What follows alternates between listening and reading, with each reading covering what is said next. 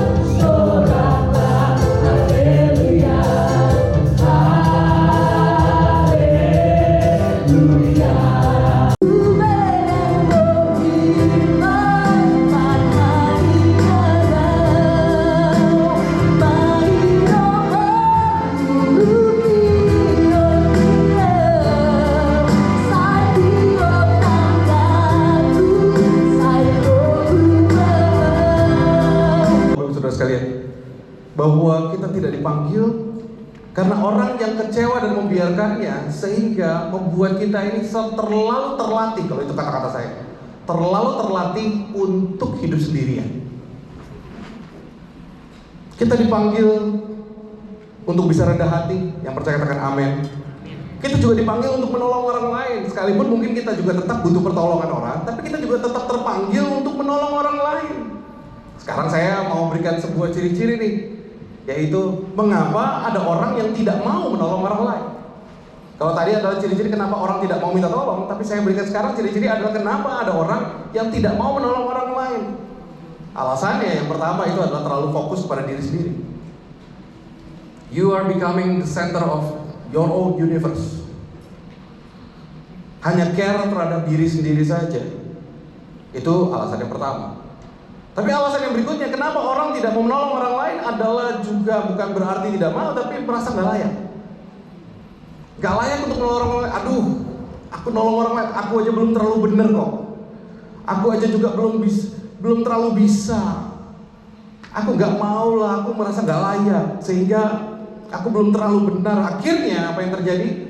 Akhirnya kita tidak akan pernah bergerak. Yang ketiga, ini juga adalah alasan yang paling sering nih, kenapa orang tidak mau menolong orang lain.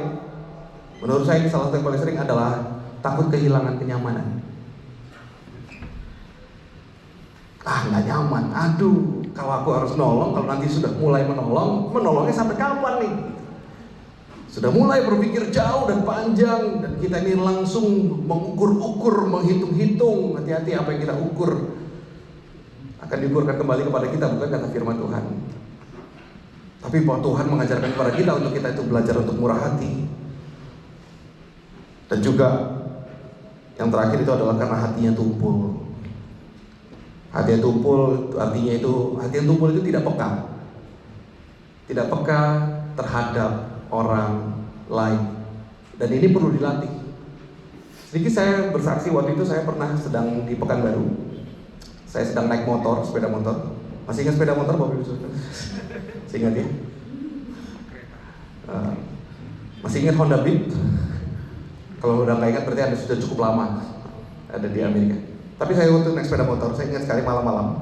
Saya waktu itu kalau Anda mungkin tahu, saya itu sedang mengikuti kelas Hagai untuk para hamba-hamba Tuhan.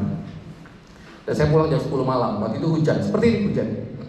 Dan pada saat hujan-hujan itu saya saya menuju ke rumah saya. Dan kemudian saya lihat di perempatan lampu merah itu, dan itu sedang hujan dan sudah malam jam 10. Ada seorang anak kecil. Saya tahu anak kecil ini karena anak kecil itu selalu di situ untuk meminta-minta. Tapi ada satu hal yang sebenarnya cukup aneh pada waktu itu, karena di dekat ada anak kecil itu ada seorang abang-abang lah saya mau katakan ya, orang yang dewasa, dia pakai topi. Dia, kemudian saya mendekat, saya lihat abang itu beralih pandangannya ke tempat lain. Tapi si adik kecil itu di situ sedang sesegukan dan menangis. Saya melihat sedang di motor itu. Tapi ini keadaan juga sedang hujan. Nah, saya juga ini pengen cepat pulang dan nggak pengen untuk berlama-lama. Saya lihat anak ini menangis, hati saya agak bingung. Saya memprosesnya cukup lama. Saya merasa saya tidak punya kepekaan pada saat itu. Dan kemudian begitu lampu hijau menyala, saya langsung gas dan kemudian saya pergi ke rumah. Sebenarnya itu adalah dari perempatan lampu merah itu tidak jauh dari rumah saya, cuma hanya kira-kira nggak nyampe 3 menit. Tapi pada saat saya perjalanan sampai saya di rumah, dan kemudian pada saat saya sampai di rumah, saya terpikir terus tentang apa yang saya lihat itu. Saya nggak bisa mencernanya. Tapi saya merasa ada sesuatu yang aneh di situ. Kenapa ada orang yang dewasa di situ? Itu pukul 10 malam. Adik itu saya tahu karena adik itu beberapa kali saya lihat ada di persimpangan itu sedang meminta-minta. Tapi kemudian dia sedang menangis pada saat itu. Dan tapi saya biarkan. Saya lihat, saya ingat sekali ada beberapa waktu matanya memandang saya dan saya juga memandang dia, tapi saya acuhkan. Kemudian saya pulang. Saya pulang, hati saya gusar dan gak enak. Dan kemudian saya katakan kepada istri saya, tadi saya lihat begini. Tiba-tiba istri saya langsung bilang, kenapa kamu gak tolong? Jangan-jangan adik itu dalam bahaya loh. Oh iya ya. Saya langsung itu pakai jaket, masih jaket hujan, dan kemudian saya langsung pakai lagi jaketnya. Pergi bentar ya, karena itu cuma dekat. Dan saya pada saat saya kembali ke persimpangan itu, adik kecil itu dan orang itu sudah tidak ada. Sudah tidak ada. Saya tahu memang di dekat situ ada ruko-ruko, di mana ruko itu ruko-ruko kosong. Dan memang banyak orang yang meminta-minta ada di situ tinggalnya, tapi saya rasa saya cukup nggak berani waktu itu untuk mendekat ke sana. Tapi saya pulang kemudian dari perempatan lampu merah itu dengan tidak ada lagi adik kecil itu, saya punya penyesalan yang cukup besar. Dan sampai berapa lama saya nggak lihat lagi adik kecil itu. Selalu berapa kali sampai berapa bulan saya cari adik kecil itu, tiap kali lewat situ karena saya sering lewat situ, tidak saya dapati lagi. Saya nggak mengerti, saya cuma bisa berandai-andai apa yang terjadi kepada adik kecil itu. Tapi seharusnya mungkin ya, saya nggak tahu, saya bukan sok jago, saya juga bukan orang yang pintar berkelahi. Tapi saya rasa adik itu di dalam kondisi tertekan. Tapi hati saya tidak peka. Saya berdoa sama Tuhan, Tuhan, mengingat kejadian itu, aku gak mau hatiku tetap terus tumpul. Kadang-kadang kita tuh belajar untuk peka sulit, tapi kita perlu belajar, Bapak Ibu Saudara.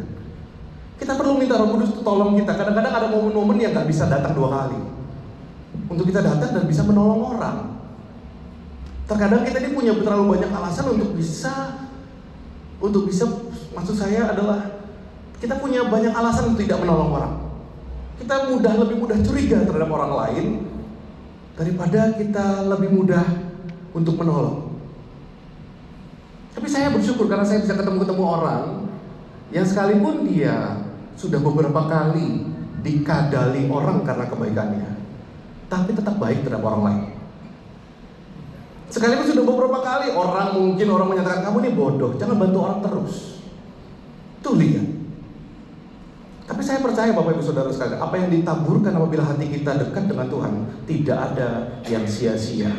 Maka firman Tuhan juga berkata, upahmu besar di sorga. Kalau kau tidak menerima upah di dunia ini, atau sesuatu yang kau balaskan, atau sesuatu yang kau lakukan bagi orang lain tidak dibalaskan di dunia ini, bersyukurlah karena Allah tidak melupa. Karena Tuhan kita tidak pernah melupakan apa yang kita lakukan. Yang percaya katakan amin. Karena itulah yang kita percaya. Kenapa kita harus tolong orang lain kalau gitu? Karena setiap orang pasti punya beban. Tidak mungkin ada yang tidak punya beban. Dan saya mengucap syukur karena Tuhan itu menjadi patron kita. Kenapa? Karena firman Tuhan juga berkata di Mazmur 23 menyatakan bahwa sekalipun aku di dalam lembah yang kelam, engkau besertaku. Ternyata Tuhan itu gak hanya ada di atas gunung, tapi Tuhan itu juga ada di lembah, di dalam kelemahan-kelemahan kita. Dan kita pun tidak diciptakan untuk sendirian. Yang setuju katakan amin. Pada saat masa penciptaan, kalau Anda pernah baca kitab Kejadian, segala sesuatunya itu diciptakan. Hari pertama digelar kerja Tuhan, baik. Hari kedua, baik. Semuanya baik. Semuanya baik. Dan hari yang ke-6 Tuhan ciptakan manusia. Wow, sungguh amat baik. Ini sebelum ada dosa, tapi ada satu tiba-tiba yang gak baik. Sebelum hadir dosa, ada satu yang gak baik. Itu apa? Tidak baik manusia itu sendirian. Dari semua yang baik dan sangat amat baik, tiba-tiba ada satu muncul yang gak baik. Apa yang gak baik?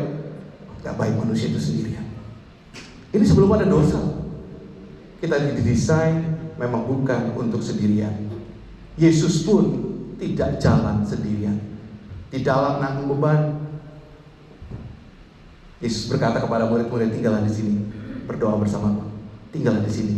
Pada saat dia di Taman Getsemani, pada saat dia menanggung pikulan yang cukup besar, dan pada akhirnya Roh menguatkan dia. Maka tadinya dia berdoa, kalau bisa cawan ini lalu daripadaku, tapi kehendakmu yang jadi, bukan kehendakku. Tapi dia berkata bahwa aku mengucap syukur. Bapak Ibu Saudara sekalian, mari kita aplikasikan ini secara sederhana. Firman Tuhan berkata, bertolong-tolonganlah menanggung bebanmu, demikianlah kamu memenuhi hukum Kristus.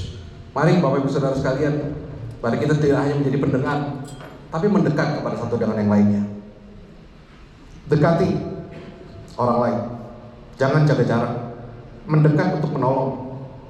Bahkan Hubungi mungkin satu orang yang sudah lama engkau jauhi itu. Bila Anda punya perseteruan dengan orang lain, bereskan di hadapan Tuhan. Jangan sampai ada yang berutang atau masih belum selesai. Belajar minta tolong, karena itu adalah kerendahan hati. Bapak kita adalah Bapak yang baik. Oleh karena itu kita gak punya alasan untuk tidak baik kepada orang lain. Yang percaya katakan amin. Mari kita tundukkan kepala dan kita berdoa. Kita mau angkat satu pujian sebentar lagi.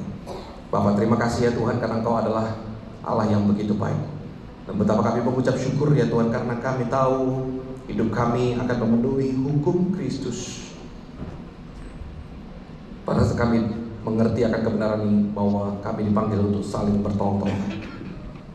Tidak ada cara lain untuk kami bisa menolong orang lain selain daripada sepertinya kita hanya akan menyanyikan lagu ulang tahun. Kami persilakan, Pastor Joe, please. Bapak kita cuma menyanyi saja, but it's okay. But Pastor Joe, please pray for the offering and pray for the fellowship that we are going to enjoy our dinner today. Thank you so much. So first of all, welcome to St. Jacobus. This is a place where a few thousand people a week come through for school, for church, for worship, for sports, for fellowship, for service, for food pantries. And at the heart of all this is worship. People coming together to remember that they are forgiven, they are loved by God, they are welcome in God's kingdom, no matter who they are or where they are from.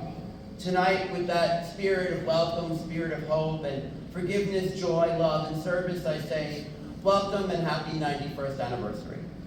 We continue with a prayer for all of you, for the people who've come out here tonight to celebrate, for those who have prepared, for those who have come together to give thanks and look forward to the years ahead. Let us pray. Holy God, we give you thanks for this time and space, for those who have come together this evening to celebrate, to remember, to give thanks for 91 years of service, of love, of care, of fellowship, of time together, of a shared culture, hope, and care for loved ones, for the spaces entrusted to us. We ask that you be present with us tonight in our work, in our community, in our conversations, in our prayers, in our worship, in our songs, in all that we do. We give thanks for this meal, for those who have prepared it, and for those who share it. We ask that you may continue to sustain and nourish us in our school, in our lives, with our families, in our work, in all that we do. In Jesus' holy name. Amen. Thank you so much. And dipersilakan untuk kembali ke meja dan kita akan sebelum kita makan malam kita ada tamu istimewa. I just need your time for 5 minutes.